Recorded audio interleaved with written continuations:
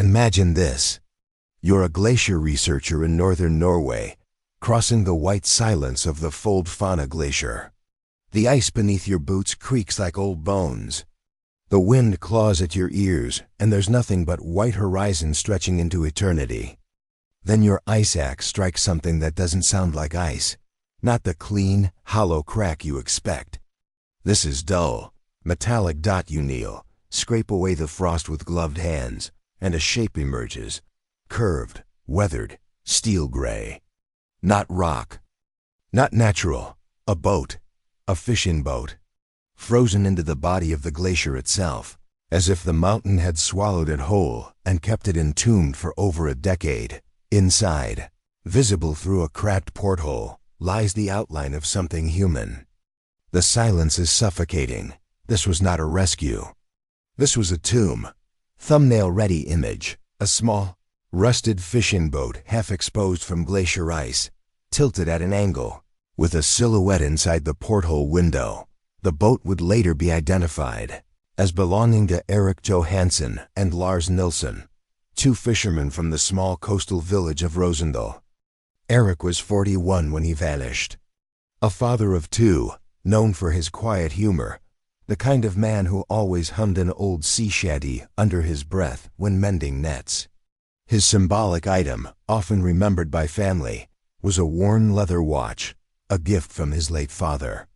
His son said he never took it off, not even when gutting fish. Lars, younger at 28, was the opposite, restless, energetic, always talking about moving to Oslo just to see what city life was like. He had a fiancée, Ingrid, who still keeps the engagement ring he never had the chance to place on her finger. Friends remember him for carrying a red fisherman's cap, frayed along the brim, which he swore was lucky. Together, they were unlikely partners. Erik with responsibility weighing on him, Lars with dreams tugging him elsewhere. But the sea bound them. Fishing was their trade, their inheritance, their identity. On the night of their disappearance, October 14, 2011, they set out from Rosendal on their small wooden trawler, the Havsbror. The fjord was quiet, glass-like under moonlight, and they told their families they would be back before dawn. They never returned.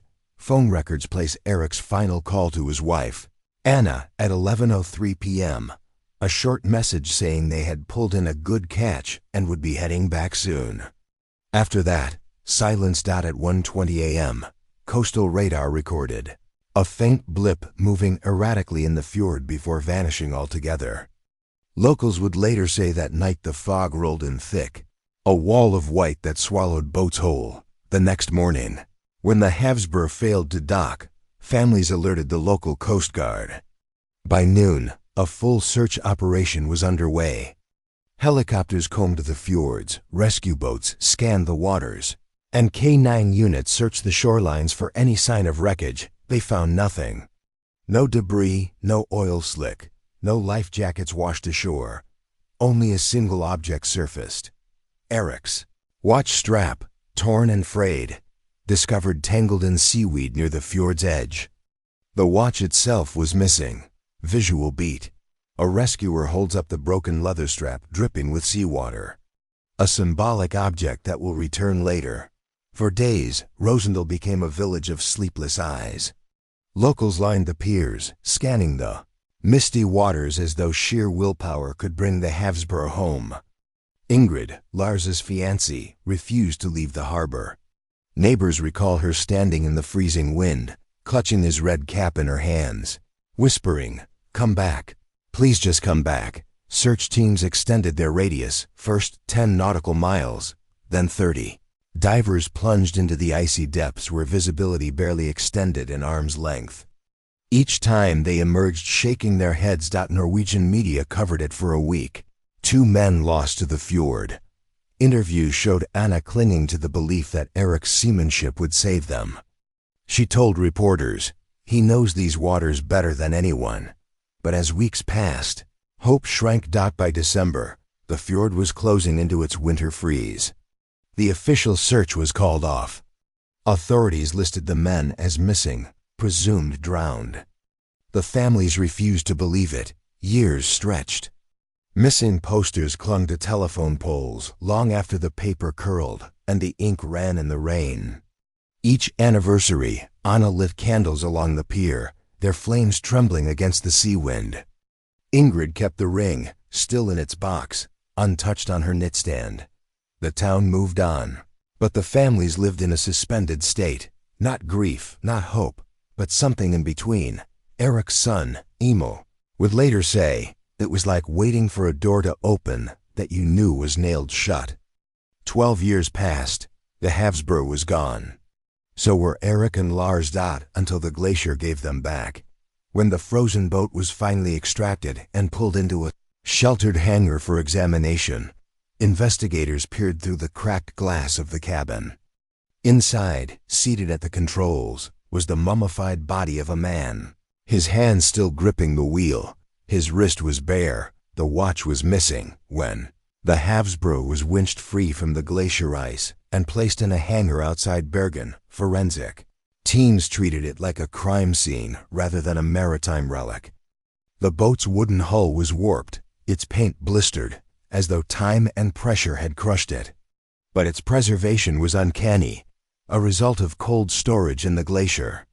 The cabin smelled of rust, damp rope, and something sharper, older, the faint stench of decay that had been trapped for 12 years. The body in the captain's chair was confirmed as Erik Johansson through dental records. His face was shrunken, leathery, more shadow than man. His right hand gripped the wheel, the other clutched a notebook swollen with ice dot inside. Only fragments of writing could be read. The ink had bled, but one sentence survived, scratched into the page with a pencil. "He is not who he says he is." The second body, Lars Nilsson, was not found in the cabin. Instead, divers recovered him from a separate section of the glacier, 10 meters from the boat's stern. His corpse was encased in a block of ice, curled unnaturally, wrists bound with a length of corroded chain.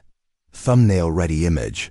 A human form frozen in translucent ice, wrists chained together, faint outline of a red cap trapped just above the head. News spread quickly across Rosendal. For Anna Johansson, Erik's widow, the discovery reopened a wound she had tried to stitch closed years ago. Reporters captured her standing outside her home, tears streaming down her face as she said, "At least now I know where he is. At least I can bury him."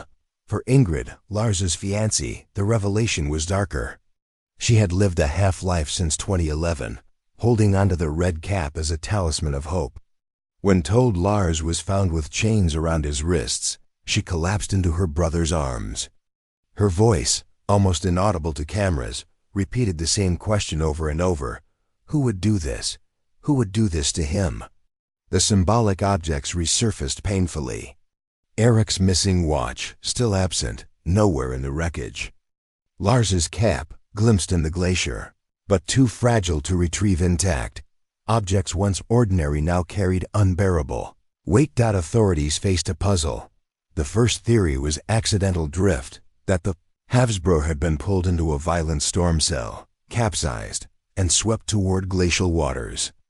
But the bound state of Lars's body challenged that explanation. The second theory, foul play at sea. Perhaps a fight broke out between Erik and Lars, but why would Erik chain Lars? Why record a cryptic line in his notebook? Forensics deepened the mystery. Autopsy reports noted, Erik's hands showed no defensive wounds. Lars's wrists bore deep bruising consistent with restraint. Toxicology, though degraded, hinted at traces of ethanol far above normal consumption, suggesting he may have been drugged. The conclusion, Lars did not die in an accident that someone chained him, but was it Erik? Or someone else? Rosendal is a small village. Everyone knows everyone. Which meant the theories didn't stay in forensic files. They seeped into whispered conversations at docks and in cafes. Some villagers recalled that months before their disappearance, Lars had argued with a local rival fisherman, Oscar Hodge, over territorial rights in the fjord. Witnesses described shouting matches on the pier, threats spat into the wind. Others pointed out Eric had debts. Quiet ones, owed to men in Bergen who didn't forgive easily. There were rumors of cargo runs, at night, smuggling alcohol or even narcotics hidden in fishing nets. Then came the most unsettling detail. The handwriting in Eric's notebook was confirmed as his own. He is not who he says he is. Who did he mean? Lars? A stranger aboard the boat? Or someone waiting for them on the fjord? The watch became a fixation. Investigators questioned why it alone was missing. If Lars had been restrained, could the watch have been stolen in a struggle? Or was it taken deliberately as a trophy? Anna swore her husband would never remove it. Even if his body is gone, I'll know it's him by that watch, she had once told her. Children, the absence now screamed louder than its presence ever could. The rediscovery reignited media attention. Documentaries, news crews, and podcasters descended on Rosendal. But for the families, it was not spectacle. It was raw grief reawakened. Emo. Eric's son, now in his 20s, gave a quiet interview to NRK. I grew up without answers.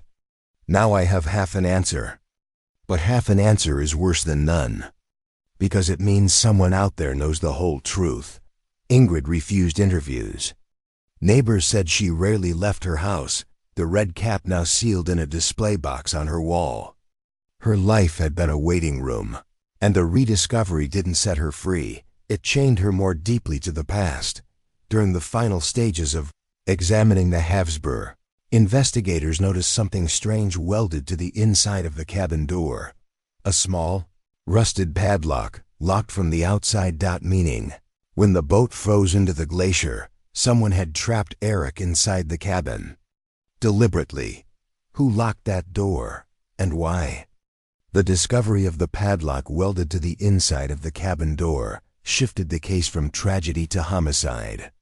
Investigators returned to the glacier site, combing the surrounding ice fields for overlooked evidence. There, buried in a shallow depression near where Lars's body had been recovered, they unearthed something chilling. A length of heavy chain, rusted but intact, with a broken lock still attached. The lock was stamped with an engraving. Hodge Marine Supply. Oscar Hodge's family business. Thumbnail-ready image. A corroded chain coiled on the snow. Lock glinting faintly. The engraved name just visible beneath rust. Detectives interviewed Oscar Hodge, who was now in his 50s, his face weathered like the cliffs above the fjord. He denied any involvement, insisting the chain could have been purchased by anyone, but locals recalled the feud. Oscar and Lars had clashed repeatedly over fishing boundaries. Oscar accused Lars of cutting his nets. Lars accused Oscar of sabotaging his traps. One fisherman remembered Oscar shouting across the harbor weeks before the disappearance, "If you ever set foot in my waters again, you won't come back." It was dismissed at the time as bluster. Now it sounded like prophecy. Still, Oscar was never charged. No direct evidence tied him to the Havsbrug. But suspicion had taken root. Parallel to the rivalry was another darker possibility that Eric and Lars were involved in. Smuggling. Police files revealed that in the months before their disappearance, Eric had taken several trips to Bergen, withdrawing large sums of cash and returning with no clear explanation. A confidential informant told investigators that certain boats in Rosendal were being used to move contraband, primarily alcohol, sometimes drugs, through the fjords. If true, the Havsbrug may not have been on a simple fishing trip, and Eric's notebook entry, "He is not who he says he is," could have referred to a man posing as a client, a buyer, or even a crewmate. But why then was Lars restrained? Why chained? Theories swirled like snow over the glacier. Was Lars suspected of betrayal? Did Eric discover someone else aboard? Or did outsiders take control of the Havsbrug, leaving both men as prisoners of the fjord? The missing watch surfaced again. In the chain recovered from the ice, investigators noticed something dangling from a twisted link. A fragment of leather strap. Testing confirmed it matched the brand of Eric's missing wristwatch. It appeared the watch had been torn from his wrist. fastened deliberately into the chain, as if someone wanted to erase part of Eric's identity or leave behind a taunting clue. Thumbnail-ready image. A rusted chain link holding a waterlogged leather strap, photographed on forensic cloth. The faint outline of a watch buckle still visible. The discovery turned the watch into more than a personal item. It became a symbolic signature of the crime. The deeper the case went, the darker the impact on the families. Anna Johansson, already fractured by years of waiting, now found herself facing rumors that her husband was a smuggler. "They can say what they want," she told NRK in a trembling voice. "He was a fisherman, a father. Nothing more." Emil, her son, was less certain. In a private letter leaked later, he admitted, "I used to believe he was innocent. Now I don't know. If my father had secrets, they died with him. But I need to know if he chained Lars, or if someone chained them both." Ingrid, Lars's fiancée, retreated further into silence.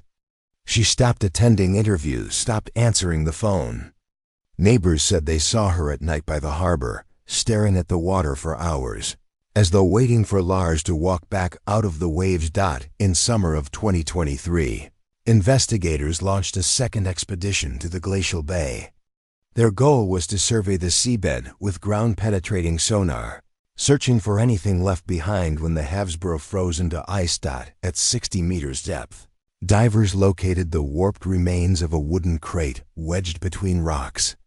Inside were shards of broken glass bottles and one intact container sealed with wax. Tests revealed it contained alcohol far stronger than commercially sold spirits, consistent with smuggling operations.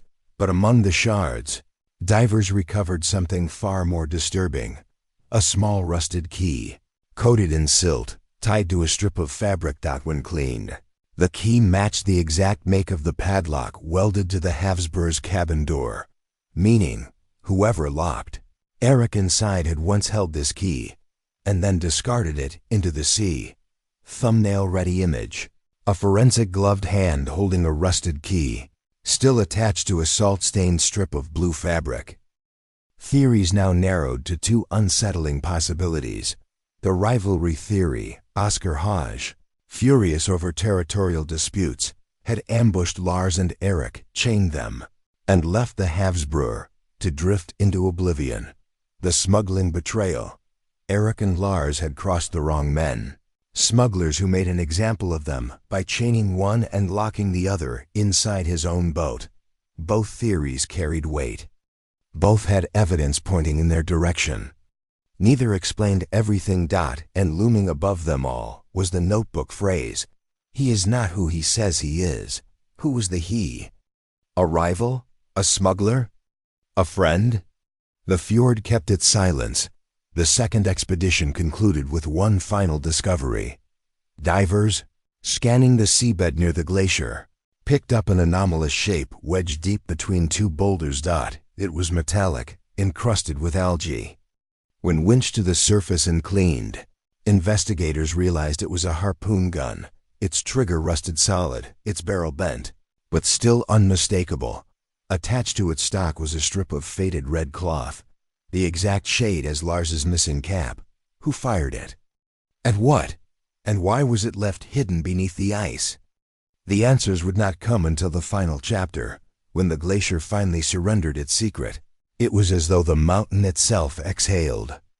A rescue team, cutting into the blue-white walls of an ice cave, struck something metallic. The sound rang unnaturally sharp against the frozen silence. They cleared away the ice with axes and heat lamps. What emerged was not stone, not wood, but iron, heavy rust-streaked chains, and behind those chains, two bodies locked together, seated upright against the back wall of the cave. It was Oscar and Eric. Their climbing gear was still strapped on, ropes trailing like frozen veins across the cave floor. The men's faces were preserved in the frost, eyes half open, as if they had died staring into the darkness. The image, two climbers bound together by chains inside an ice chamber, would forever haunt the families, the investigators, and anyone who dared to climb that ridge. Again, The autopsies revealed terrible truths. Oscar's skull bore fractures not consistent with a fall, but with blunt force trauma. Eric's wrists and ankles had deep abrasions, circular, consistent with iron restraints. Both men showed signs of hypothermia, but their deaths were not natural. They had been restrained, left alive long enough to freeze inside the cave. In Eric's chest pocket, investigators found something chilling: a torn scrap of paper. Half of a receipt from a hardware store in Estes Park, dated the same week they vanished. Written in faint pencil were the words, "He said no one will ever find us here." The discovery shifted the entire case. No longer was this a tragic climbing accident. It was murder. The chains, traced by serial number, had been purchased in a local supply shop by a man named Ralph Mickelson, a reclusive guide who had once been accused of endangering clients on a climb in the 1990s. Witnesses described him as bitter, obsessed with the mountains, and particularly resentful of younger climbers who gained fame. Ralph knew Oscar and Eric. He had been seen drinking with them the night before their disappearance. When interviewed, Ralph denied everything. But investigators found photographs in his cabin, cut out newspaper articles about Oscar and Eric's achievements, some with angry notes scrawled in the margins: "Frauds. Don't belong here, mountain thieves." The picture was clear. Ralph had lured them into the glacier, chained them in the cave, and left them to die. When the chains were brought into evidence, the families collapsed.